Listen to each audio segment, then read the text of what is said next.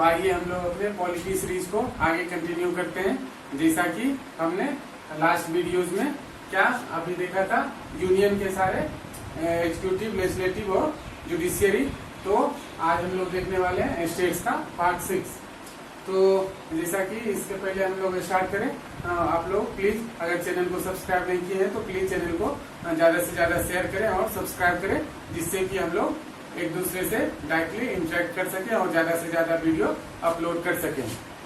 अभी यूपीपीसीएस का प्रीलिम्स और पीपीएससी प्रीलिम्स, जेपीएससी प्रीलिम्स, ये सब का प्रीलिम्स अभी जैसे ही एग्जाम फिर स्टार्ट होना शुरू होगा तो फिर कंटिन्यूसली सारे स्टेट पीसीएस और एसएससी सब के एग्जाम्स स्टार्ट होने लगेंगे। तो अभी ये सबसे गोल्डन अपॉर्चुनिटी है कि हम लोग इस टाइम का यूटिलाइज करते हुए ज्यादा से ज्यादा अपने स्टडी को स्पीड बनाए रखें, फ्लो मेंटेन रखें। तो आइए हम लोग सबसे पहले देखते हैं कि आज हम लोग क्या क्या पढ़ने वाले हैं। तो स्टेट जैसे कि ये यूनियन पार्ट 5 का पार्ट था, तो उसी तरह स्टेट पार्ट 6 का ये हम लोगों ने कॉन्स्टिट्यूशन के पार्ट्स वाले वीडियो में देख लिया था। अब जिस तरह यहाँ पर कंपेयर करके पढ़ना है, ये नहीं कि आइसोलेट यूनियन पढ़ लिए उसको फिर भूल गए उसके बाद स्टेट पढ़ते हैं, इस तरह नहीं। यूनियन में आपने जो पढ़ा वो सिमिलर स्टेट्स है, ऑलमोस्ट स्टेट में भी है, तो उसी को कंपेयर करके पढ़िएगा तो आपको चीजें याद करने में बहुत आसानी होगी और आप उसे भूल नहीं पाइएगा। और एक ही साथ एक पंथ दुई काज कहा जाता है, तो एक चीज याद रखिएगा, उसी से दो सिलेबस का 2 पार्ट कवर हो जाएगा। तो हम लोग देखते हैं, इसमें देखेंगे स्टेट में सबसे आज अपना स्टेट कैसा है एग्जीक्यूटिव डिटेल में डिस्कस करेंगे। उसके बाद स्टेट्स वाले पार्ट में क्या आता है लेजिस्लेचर और जुडिशियरी, जिस तरह उसमें भी था लेजिस्लेचर और जुडिशियरी। उसके बाद हम लोग देखेंगे कि किस तरह इंडिया का जो सिस्टम है वो एक फेडरल स्ट्रक्चर है। फेडरल स्ट्रक्चर में क्या होता है, एक रीजनल लेवल पे गवर्नमेंट होता है, एक नेशनल लेवल पे गवर्नमेंट। तो नेशनल लेवल पे सेंटर और स्टेट लेवल पे स्टेट गवर्नमेंट। तो फेडरल स्ट्रक्चर और ये एक्चुअली इंडिया का जो स्ट्रक्चर है वो क्या है, ऑल स्टेट में ऑलमोस्ट यूनिफॉर्म है। आपको ये नहीं देखने को मिलेगा कि महाराष्ट्र में अलग टाइप का सिस्टम है, बिहार में अलग टाइप का है, केरला में अलग टाइप का है और हरियाणा में अलग टाइप का, ऐसा नहीं है, ऑलमोस्ट सिमिलर है। केरला में भी गवर्नर होंगे तो हरियाणा में भी गवर्नर होंगे, यहाँ फिर अगर महाराष्ट्र में सीएम है तो बिहार में भी सीएम होंगे। तो इस तरह स्टेट का ऑलमोस्ट जो स्ट्रक्चर है वो सिस्टम यूनिफॉर्म है ऑल ओवर द कंट्री। उसके बाद वो स्टेट एग्जीक्यूटिव की बात करेंगे। स्टेट एग्जीक्यूटिव का सबसे टॉप मोस्ट पोस्ट का सबसे पहला होता है गवर्नर, जिस तरह वहां पर सेंटर में क्या था प्रेसिडेंट, फिर उसी तरह सीएम, फिर यहाँ काउंसिल ऑफ मिनिस्टर, फिर एडवोकेट जनरल। तो इस तरह हम लोग स्टेट एग्जीक्यूटिव फिर हम लोग कंपेयर करेंगे central executive versus state executive. इसे हम लोग फिर डिटेल में देखेंगे कि क्या क्या डिफरेंसेज है दोनों में और किसके पास क्या पावर है। उसके बाद हम लोग गवर्नर के डिफरेंट फंक्शन देखेंगे, किस तरह गवर्नर्स का अपॉइंटमेंट किया जाता है, किस तरह उनके टर्म ऑफ ऑफिस होते हैं, किस तरह उनका रिमूवल होता है, उनका स्टेटस क्या है, उनके पास क्या क्या पावर होते हैं, लेजिस्लेटिव, एग्जीक्यूटिव, जुडिशियल, डिस्कशनल पावर, उन सबको डिस्कस करेंगे डिटेल में। फिर किस तरह प्रेसिडेंट गवर्नर को कंट्रोल करते हैं उसके बारे में देखेंगे। फिर उसी तरह सीएम के डिफरेंट फंक्शन देखेंगे कि सीएम का स्टेट लेजिस्लेचर के साथ क्या रिलेशन है, उसके सीएम का काउंसिल ऑफ मिनिस्टर के साथ क्या रिलेशन है, सीएम का गवर्नर के साथ क्या रिलेशन है। ये हम लोग स्टेट के एग्जाम्पल के साथ, जो कि आप न्यूज़पेपर में आर्टिकल को रीड करते हैं, तो इसको पढ़ने के बाद, बैकग्राउंड पढ़ने के बाद आप न्यूज़पेपर को आर्टिकल्स को ज्यादा अच्छे से रिलेट कर पाइएगा। पॉलिटी का पढ़ने का ये भी एक सबसे अच्छा फायदा होता है कि आप न्यूज़पेपर को पहले से ज्यादा अच्छे कॉम्प्रिहेंसिव और होलिस्टिक वे में आप समझना शुरू कर देते हो। तो हम लोग उसके बाद काउंसिल ऑफ मिनिस्टर पढ़ेंगे और देखेंगे कि काउंसिल ऑफ मिनिस्टर और कैबिनेट में क्या डिफरेंस होता है, और उसके बाद काउंसिल ऑफ मिनिस्टर का क्या कलेक्टिव रिस्पॉन्सिबिलिटी है, क्या इंडिविजुअल रिस्पॉन्सिबिलिटी है। उसके बाद देखेंगे एडवोकेट जनरल के बारे में कि एडवोकेट जनरल क्या है, इसका क्या फंक्शन है, इसका क्या रोल है। तो हम लोग आइए स्टार्ट करते हैं स्टेट के एग्जीक्यूटिव से। स्टेट एग्जीक्यूटिव आर्टिकल 153 टू 167 है। आर्टिकल 153 के तहत गवर्नर का अपॉइंटमेंट किया जाता है। पहले हम लोग देख लेते हैं फेडरल स्ट्रक्चर, हम लोगों ने देख लिया फेडरलिज्म क्या होता है। उसके बाद यूनिफॉर्म स्ट्रक्चर के बारे में हमने अभी इंट्रोडक्शन में एक्सप्लेन कर ही दिया कि किस तरह सिस्टम ऑलमोस्ट सारे स्टेट्स का सिमिलर है। उसके बाद स्टेट एग्जीक्यूटिव में अब सबसे पहले गवर्नर क्या होता है? गवर्नर एक्चुअली एक आर्टिकल 153 के तहत एक कॉन्स्टिट्यूशनल हेड होता है। किसका? स्टेट्स का। फ्रेंच में दो टर्म है, डी जूरी और डी फैक्टो। तो गवर्नर को डी जूरी हेड बोला जाता है, या सेरेमोनियल या nominal head of the government. तो ये गवर्नर हो गया। और इसका दो डुअल फंक्शन होता है, डुअल रोल गवर्नर का। एक ये सेंटर के एजेंट एजेंट का काम करता है और दूसरा कॉन्स्टिट्यूशनल हेड का काम करता है। तो हम लोग प्रैक्टिकल लाइफ में, रियल लाइफ में जब देखते हैं कि अगर पार्टी मेजोरिटी, अगर स्टेट में एक मेजोरिटी पार्टी है या सेंटर और स्टेट में सेम पार्टी है, तो गवर्नर एक कॉन्स्टिट्यूशनल हेड का रोल प्ले करता है। लेकिन अगर पार्टी कोएलिशन गवर्नमेंट है और सेंटर और स्टेट में अलग अलग पार्टी की सरकार है, तो गवर्नर वहां पर देखने को मिलता है वो क्या, कौन सा रोल प्ले करता है? जनरली मियरली सेंटर का एजेंट का काम करता है। जैसा कि आप अभी देख सकते हैं वेस्ट बंगाल के गवर्नर है धनखड़ साहब, तो उनका अगर दोनों का अलग अलग पार्टी है, वहाँ टीएमसी की गवर्नमेंट है और यहाँ सेंटर में बीजेपी की, एनडीए की, तो वहाँ पे बराबर सीएम और गवर्नर के बीच में कंट्रोवर्सी या वो बना रहता है एक दूसरे के प्रति। तो इस तरह, क्योंकि वहाँ पर वो मेयर है, सेंटर के एजेंट के का रोल प्ले कर रहे हैं, वहाँ वो अपने डुअल, तो सुप्रीम कोर्ट ने डिफरेंट अपने जजमेंट में गवर्नर के रोल को और अच्छे से डिफाइन किया है। तो हम लोग ने इसका दो रोल देख लिया। उसके बाद इसका अपॉइंटमेंट, जैसा कि आपको पता है कि प्रेसिडेंट के द्वारा होता है। गवर्नर का कोई इलेक्शन नहीं होता है, कोई कॉलेजियम या कोई भी ग्रुप नहीं बैठता इसके अपॉइंटमेंट के लिए। काउंसिल ऑफ मिनिस्टर के एडवाइस पे कौन अपॉइंट करते हैं इसे?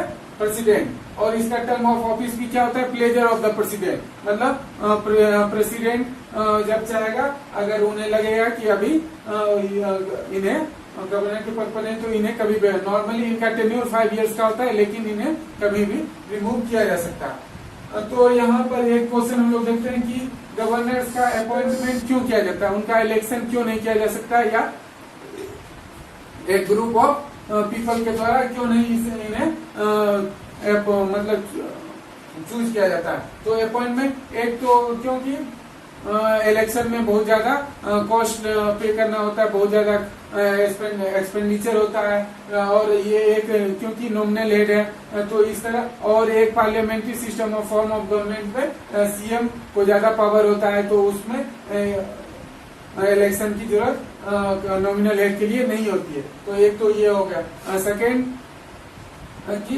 गवर्नर का पोजीशन एक सेंटर के एजेंट के तौर पर होता है, तो वहां पे फिर इलेक्शन या कॉलेजियम की जरूरत नहीं होती। तो इस तरह हम लोगों ने देख लिया कि गवर्नर का अपॉइंटमेंट क्यों होता है, और उसके बाद इसका टर्म ऑफ ऑफिस क्या है। उसके बाद इसका स्टेटस भी हम लोगों ने डिस्कस कर लिया कि कॉन्स्टिट्यूशनल हेड का इसका स्टेटस कब होता है, और सेंटर के एजेंट के का स्टेटस कब होता है, जबकि एक्चुअली में इसका डुअल रोल होता है। इससे दोनों रोल को फॉलो करना चाहिए।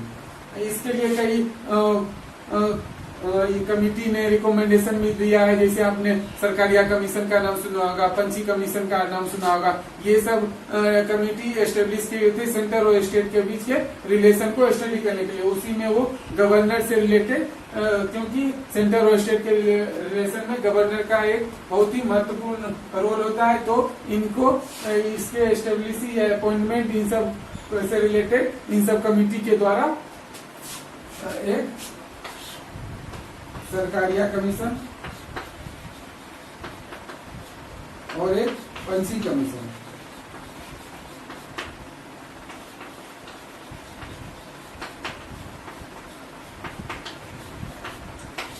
इन सब में गवर्नर से रिलेटेड बहुत सारे उनके टर्मिनेशन, उनके किस टाइप के लोगों को अपॉइंट किया जाए, इनसे रिलेटेड चीजों को रिकमेंड किया गया, जिससे कि आप डिटेल में बुक्स में पढ़ सकते हैं। तो इसमें एक्चुअली सरकारिया कमीशन के द्वारा ये कहा गया है कि कोई भी गवर्नर उनका टेन्योर फिक्स होना चाहिए, कोई भी गवर्नर उस स्टेट का अपॉइंट नहीं होना चाहिए। इस तरह बहुत सारे रिकमेंडेशन दोनों कमेटी के द्वारा दिया गया। उसके बाद हम लोग आते हैं गवर्नर के पावर को देखते हैं। गवर्नर के पास लेजिस्लेटिव पावर होते हैं, जैसा कि गवर्नर स्टेट लेजिस्लेचर का एक पार्ट है, तो कोई भी एक्ट बनने से पहले वो बिल पास होने के बाद लेजिस्लेटिव में गवर्नर के एसेंट के बाद ही वो एक्ट बनता है, और मनी बिल या बजट्स वगैरह पहले गवर्नमेंट के अप्रूवल के बाद ही वो असेंबली में पेश होता है। तो यहाँ इसमें हम लोग इनके लेजिस्लेटिव पावर को देख लेते हैं। उसी तरह ऑर्डिनेंस भी ये पास करते हैं। अगर जिस टाइम सेशन में अगर लेजिस्लेचर नहीं होता है तो ऑर्डिनेंस, जिस तरह प्रेसिडेंट ऑर्डिनेंस पास पसंद करते हैं तो उसी तरह ये पावर गवर्नर के पास भी होता है।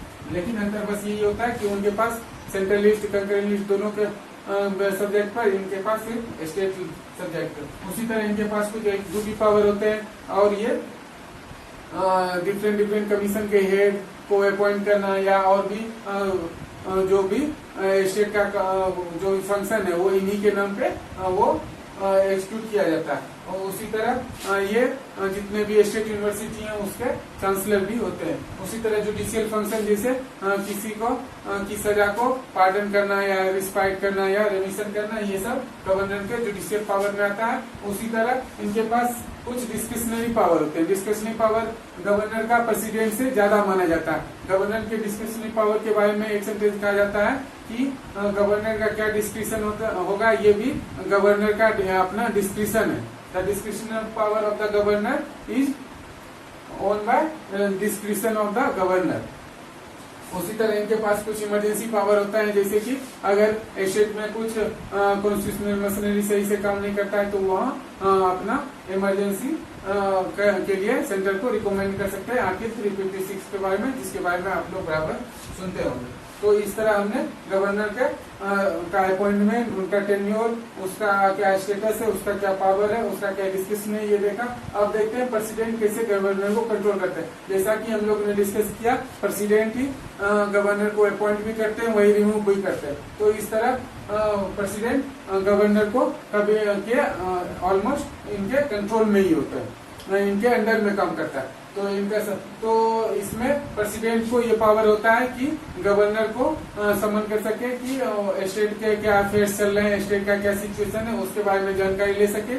उसके बाद प्रेसिडेंट गवर्नर को बीच बीच में प्रेसिडेंट मीटिंग के लिए बुलाते रहते हैं। उसके बाद प्रेसिडेंट गवर्नर के बीच में एक जब सेंटर के, जैसा कि वो एक एजेंट का भी काम करता है, तो वो वहाँ सब इन्फॉर्म करते रहता है। तो इस तरह डिफरेंट टूल्स के माध्यम से, जैसे कुछ बिल्स होते हैं जो कि गवर्नर को लगता है कि ये स्टेट के पावर के बाहर है या सेंटर की अनुमति जरूरी, तो गवर्नर उस बिल को प्रेसिडेंट के पास भी रिजर्व रखता है, प्रेसिडेंट के पास एसेंट के लिए भेजता है। तो इस तरह हम लोग देखते हैं कि प्रेसिडेंट इन सब माध्यमों से गवर्नर को कंट्रोल करता है। उसके बाद हम लोग आते हैं one of the important de facto head of the government, CM, chief minister.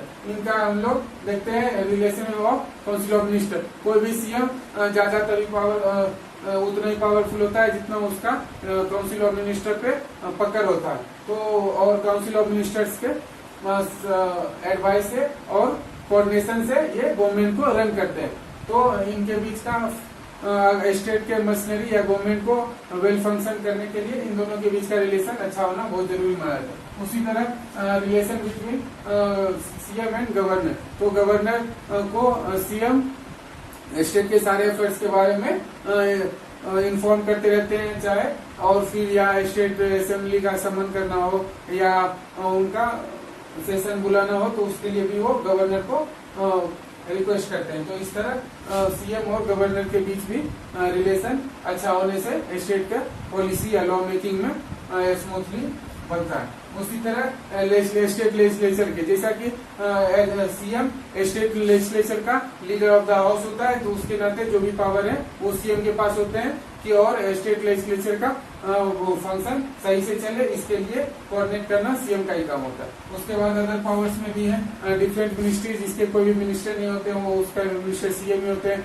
और सीएम जैसे कि जोनल काउंसिल होता है तो उसके राउंड में वाइस प्रेसिडेंट भी होते हैं, ये नीति आयोग के मेंबर होते हैं, डिफरेंट इंटर स्टेट काउंसिल और फिर डिफरेंट ऑर्गेनाइजेशन के ये मेंबर होते हैं। इस तरह सीएम स्टेट गवर्नमेंट की मशीनरी का सबसे पावरफुल पोजीशन और सबसे पावरफुल पोजीशन क्या कौन होता है? सीएम। जिस तरह सेंटर में प्राइम मिनिस्टर का पोजीशन होता है, उसी तरह स्टेट में चीफ मिनिस्टर का पोस्ट होता है। उसी तरह अब हम लोग आगे देखते हैं काउंसिल ऑफ मिनिस्टर। इसका स्मॉलेस्ट पार्ट कैबिनेट होता है। कैबिनेट का नाम आप लोग बराबर न्यूज़पेपर में पढ़ते होंगे। कैबिनेट एक की डिसीजन मेकिंग बॉडी है, जो कि ऑलमोस्ट ये एक काउंसिल ऑफ मिनिस्टर एक बिग बॉडी है। इसमें कई सारे मिनिस्टर होते हैं, लेकिन कैबिनेट उसमें जो इम्पोर्टेंट पोर्टफोलियो होते हैं उसके मिनिस्टर कैबिनेट में आते हैं। और उसके बाद काउंसिल ऑफ मिनिस्टर का क्या होता है, कलेक्टिव रिस्पॉन्सिबिलिटी होता है कि कोई भी डिसीजन अगर कैबिनेट या काउंसिल ऑफ मिनिस्टर के द्वारा लिया गया तो उसके लिए सारे इंडिविजुअल मिनिस्टर को उसको डिफेंड करना होगा और वो उससे सहमत होते हैं। तो आप लोग कभी कभी न्यूज में सुनते होंगे कुछ मिनिस्टर ने किसी इशू को लेकर रिजाइन दे दिया, जबकि वो इशू उनके मिनिस्ट्री के अंदर आता भी नहीं था, लेकिन चूंकि कलेक्टिव रिस्पॉन्सिबिलिटी का यहाँ पे प्रिंसिपल है तो उनको उसके लिए वो रिजाइन करते हैं या उसको मानने के लिए बाध्य होते हैं। इंडिविजुअल कैपेसिटी में भी इंडिविजुअल मिनिस्ट्री का अपनी मिनिस्ट्री में रिस्पॉन्सिबिलिटी होती है और उससे रिलेटेड वो असेंबली में रिप्लाई देते हैं। तो इस तरह हम लोग देखते हैं। उसके बाद हम लोग देखते हैं एडवोकेट जनरल। जिस तरह सेंटर में हमने अटॉर्नी जनरल के रोल एंड फंक्शन देखा था कि किस तरह वो पार्लियामेंट या किसी भी लेजिस्लेचर में उन्हें बोलने का या पार्टिसिपेट करने का राइट्स है, किसी भी कोर्ट में हियरिंग में आर्गुमेंट करने का राइट है, उसी तरह स्टेट लेजिस्लेचर में एडवोकेट जनरल को पार्टिसिपेट करने का राइट है, लेकिन वोट देने का राइट नहीं होता। और उसके बाद ये किसी भी हाईकोर्ट में इनका एलिजिबिलिटी ये होता है कि ये हाईकोर्ट के जज होने के लिए एलिजिबल हो। तो इस तरह हमने एडवोकेट जनरल देख लिया। इस तरह हमने स्टेट एग्जीक्यूटिव गवर्नर के status, role, function, appointment, term of office, president का कैसे कंट्रोल होता है, सीएम उनका डिफरेंट ऑर्गन के साथ रिलेशन, उसके बाद काउंसिल ऑफ मिनिस्टर और एडवोकेट जनरल। तो स्टेट एग्जीक्यूटिव को हमने डिटेल में डिस्कस किया।